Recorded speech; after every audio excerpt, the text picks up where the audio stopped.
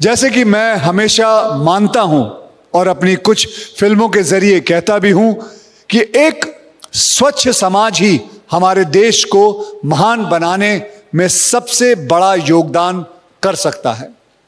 हमारे प्रधानमंत्री मोदी जी ने स्वच्छ भारत अभियान जब कुछ साल पहले शुरू किया तो हम सबको यही एहसास हुआ कि कितना जरूरी, कितना फंडामेंटल है हमारा देश वैसे ही साफ रहे जैसे हम सब अपना अपना घर साफ रखते हैं। देखिए, वैसे तो मैं ये बात कह चुका हूं, वापस यहां दोहराता हूं। मैं समझता हूं कि आपको क्या करना है ये मैं आपको बताता हूं। आपको सिर्फ यही करना है कि आप खुद को साफ सुथरे रखें, अपने घर और अपने घर के आसपास के इलाके को सफाई का ध्यान रखें। प्रधानमंत्री जी ने जब स्वच्छ भारत की शुरुआत की तो सिर्फ बातें ही नहीं, आपको खुद भी याद होगा, खुद झाड़ू लेकर सड़कों पर उतर गए थे। देश भर में स्वच्छता की लहर चल पड़ी थी। सरकार की कोशिशों से आज देश के 1.5 लाख गांव को नल का स्वच्छ पानी मिल रहा है।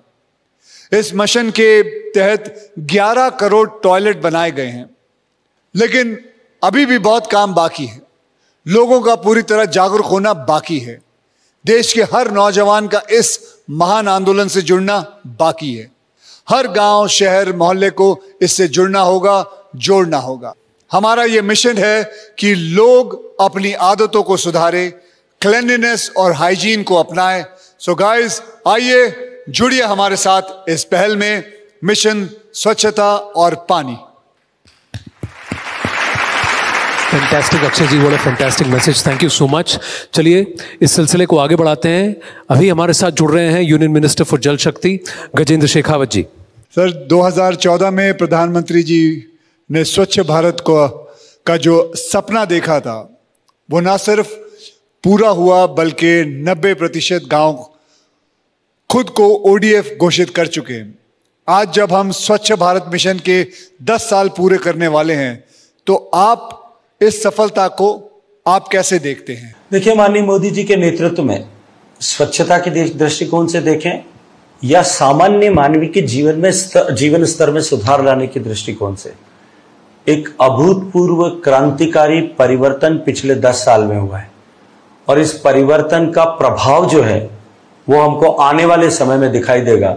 ये निश्चित रूप से जीवन स्तर को भी सुधारेगा, जीवन को भी बचाएगा और साथ साथ में आर्थिक दृष्टिकोण से भी भारत की प्रगति में बहुत बड़े जो है वो एक कदम की तरह होने वाला है। मंत्री जी, देखिए 2014 में ये सफर शुरू हुआ था जब प्रधानमंत्री नरेंद्र मोदी जी ने रेड फोर्ट से कहा था कि भारत को स्वच्छ होना जरूरी है, स्वच्छ भारत मिशन की बात हुई थी।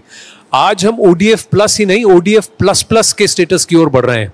तो पिछले 10 साल में हमने कितना कर लिया है और कितना करना बाकी है? देखिए, माननीय प्रधानमंत्री जी का यह संकल्प जो 2014 में उन्होंने व्यक्त किया था कि हम आने वाले 5 साल में यानी 2014 से 2019 में जब देश महात्मा गांधी जी की 150वीं जयंती मना रहा होगा तब तक हम देश को खुले में शौच से मुक्त घोषित करेंगे। आजादी से लेकर के 2014 तक लगभग 67 साल बीत जाने के बावजूद भी देश में केवल 38% परिवार ऐसे थे ग्रामीण क्षेत्र में जिनके घर में सामान्य शौचालय की सुविधा थी। 62% परिवारों की माताएं बहनें खुले में शौच के लिए अभिशप्त थी। माननीय प्रधानमंत्री जी ने संकल्प लिया। कोई कल्पना नहीं करता था कि देश का प्रधानमंत्री, नया चुनाव हुए देश का प्रधानमंत्री, दुनिया के सबसे पुराने लोकतंत्र, सबसे बड़े लोकतंत्र का प्रधानमंत्री, जिससे बहुत बड़ी बड़ी अपेक्षाएं देश और दुनिया कर रही थी, वो स्वच्छता की बात करेगा। कोई कल्पना नहीं करता था कि वो हाथ में झाड़ू लेकर के सड़क पर स्वच्छता के विषय में लोगों का ध्यान आकृष्ट करने के लिए सड़क पर सफाई करता हुआ दिखाई देगा। कोई कल्पना नहीं करता था कि देश का नया चुना हुआ प्रधानमंत्री हाथ में सीमेंट और मोटार मसाला लेकर के ईंटें रखते हुए टॉयलेट बनाते हुए दिखाई देगा। कोई सोच भी नहीं सकता था कि भारत का प्रधानमंत्री स्वच्छता के सम्मान को स्थापित करने के लिए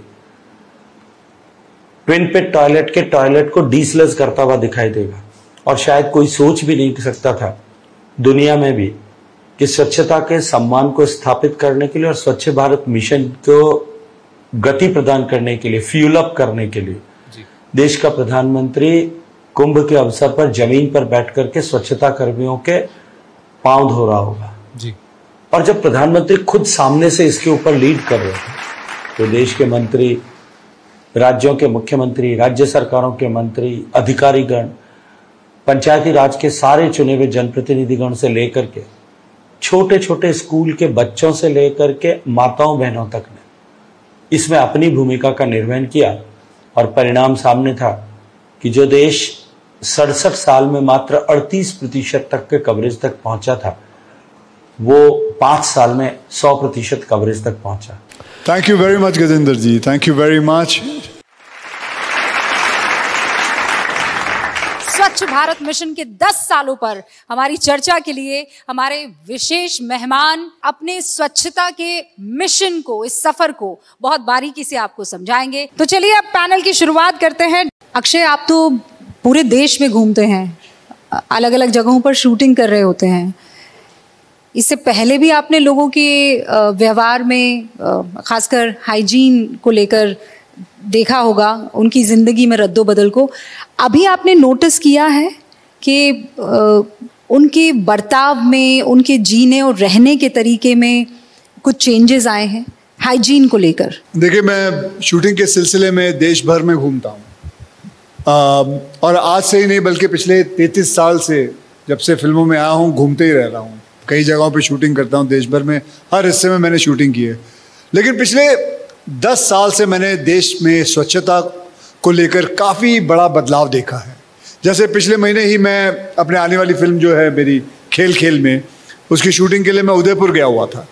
तो वहाँ मैंने देखा कि फतेह सागर लेक पे बहुत से लोग हैं ना जो वॉक कर रहे हैं, दौड़ने आते हैं, क्योंकि वो जगह साफ है, स्वच्छ है, जिसके कारण लोगों को उनका मन करता है कि वो आए वहाँ वॉक करें।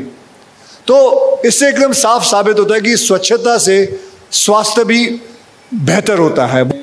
मुझे लगता है कि मोदी जी ने ना स्वच्छ भारत अभियान जिस तरह से पूरे देश में चलाया है, उससे लोगों में साफ सफाई को लेकर काफ़ी अवेयरनेस हो चुकी है और आ चुकी है और आगे भी बढ़ती रहेगी। इंदौर लगातार 7 साल से स्वच्छता सर्वेक्षण में नंबर 1 के पायदान पर है।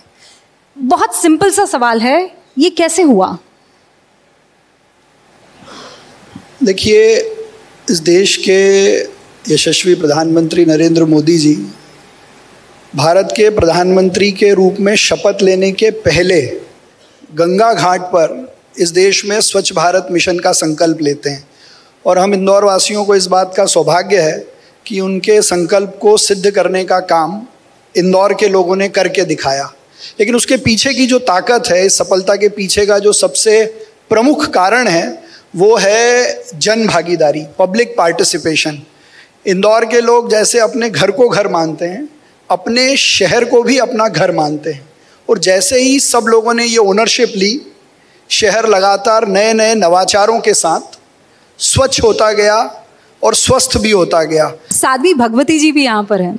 Sadhvi ji, you have emphasized on the importance of global interfaith cooperation in improving sanitation. How do you see things changing? देखिए, diarrhea does not discriminate. Dysentery does not discriminate. Cholera does not discriminate. और इसलिए हमको लगा कि हम सब लोगों को hand in hand, heart in heart, across all borders and boundaries of religion, of race, सभी को आगे आना है, साथ ही साथ, बिना भेदभाव. I remember in the beginning, when you would talk to people about open defecation, उनको लगा कि what could be more pure than defecating outside in a field? उनको लगा ये छोटा सा कमरा आपने बनाया, that is dirty. But only when your faith leaders explained to you कि नहीं, ये पाप है. क्यों? Kyunki, due to that open defecation, the water is getting polluted. Due to the water pollution, children are suffering and dying. Therefore, हम सब लोगों का जिम्मेदारी है to use toilets, to build toilets. We started a स्वच्छता क्रांति. रवि जी भी यहाँ पर मौजूद हैं। रवि जी, 10 साल का सफर आपने तो एकदम पकड़ के रखा है, ना स्वच्छता को हम छोड़ने वाले हैं, ना ये स्वस्थ भारत की जो रूह है उसको बरकरार रखने वाले। ये सफर आपका कैसा रहा? मैं सबसे पहले शुक्रगुजार हूँ मेरी लीडरशिप का। अभी आज हमारे बीच गौरव जैन जी नहीं है। लीडरशिप पे बहुत स्ट्रांगली डिपेंड करता है कि सफ़र कैसा रहने वाला है। जिस दिन स्वच्छ भारत की नींव रखी गई और आदरणीय प्रधानमंत्री जी ने अनाउंस किया सफ़र का, रैकेट ने 24 घंटे में अपना जो सफ़र है वो निर्धारित कर लिया कि हम स्वच्छ भारत मिशन के अंदर रेगुलरली कंट्रीब्यूट करेंगे। और पहला 100 करोड़ जो था वो हमारी ऑर्गेनाइजेशन ने इसके लिए किया। सफ़र में बहुत सारे लोग हमारे साथ में जुड़े, जिनमें बहुत सारे फेथ लीडर्स हैं। साध्वी जी हैं, स्वामी चिदानंद सरस्वती जी हैं, इनके अलावा और भी बहुत सारे फेथ लीडर्स हैं जो ग्लोबल इंटरफेथ वॉश अलायंस से हैं। मेरे बहुत सारे साथी हैं जो कि कॉर्पोरेट सेक्टर में हैं, बहुत सारी सिविल सोसाइटी ऑर्गेनाइजेशंस हैं। बट एक चीज़ जो सबसे जो अच्छी हुई, अंग्रेज़ी में बोलते हैं कलेक्टिव फेडरलिज्म और हिंदी में बोलते हैं मेरे 10 गज या इंग्लिश में माई 10 यार्ड्स। सब ये जो कारवां है वो चलता गया, सब लोग ने उसके साथ में जुड़ते गए और लास्ट माइल पे एक छोटे से गांव का छोटा सा प्रमुख और गांव के लोग से लेके आपका कंट्री का लीडर, जिसने G20 के अंदर पूरे वर्ल्ड को मार्गदर्शन दिया। और G20 में एक बहुत इंपॉर्टेंट डिस्कशन हुआ कि इंडिया फॉर द वर्ल्ड, और जिसमें बात हुआ वासुदेव कुटुंबकम। ये अगर ये सब एफर्ट्स नहीं हुए होते, सबके साथ में प्रयास नहीं होता, तो मुझे नहीं लगता था कि ये लक्ष्य जो है हम लक्ष्य के करीब आ पाते। आप सभी का बहुत बहुत शुक्रिया। मिशन स्वच्छता और पानी के सफर में अभी हम कुछ देर के लिए रुक रहे हैं, लेकिन आप ये खास पेशकश देखते रहिएगा स्वच्छता के साथ।